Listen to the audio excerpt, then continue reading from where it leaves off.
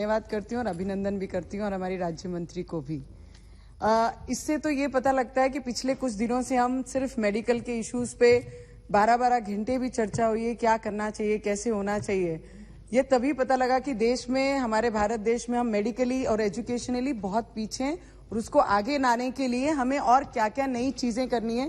तो हमारे मंत्री महोदय जो हर नया स्टेप, क्योंकि मंत्री बनने के बाद जो भी चीजें कर रहे हैं वो अभ्यास पूर्वक कर रहे हैं। और मेरे पहले भी मेरे कलीग ने बोला, कोई भी काम के लिए मंत्री महोदय के पास जाते हैं तो he is got positive attitude to support you whether the work happens or no, but in my case the work is actually done by the मंत्री महोदय जी and he's taken efforts for it. So I really thanks मंत्री जी कि आपने हर किसी को positive attitude से आप उनकी बात सुनते हैं, वो नए लोग हों या पुराने हों, उनकी बातें सुनी जाती है और उनकी बातों पे ध्यान भी दिया जाता है।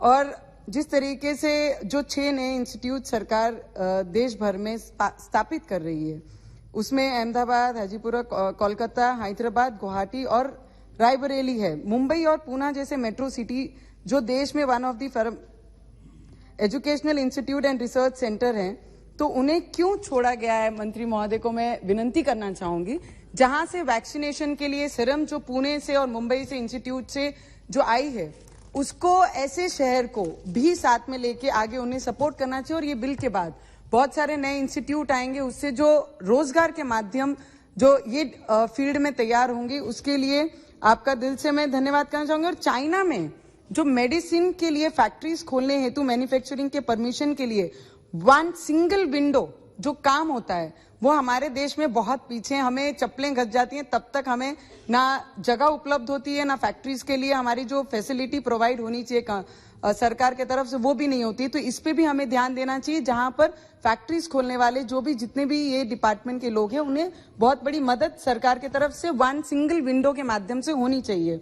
हमारे देश में फार्मेसी कॉलेज में जो रिलेटेड सब्जेक्ट्स की पढ़ाई होती है, वो जो भी पुरानी तरीके की है, उसमें नया तरीका टेक्नोलॉजी को अपग्रेड करना चाहिए, जिससे आने वाले समय में जो भी महामारी, भगवान कभी हमारे देश में ऐसी महामारी ना आए, अगर ऐसी कोई महामारी आती है तो उसे फेस करने के लिए नई टेक्नोलॉजी हमारे पास होनी बहुत जरूरी है।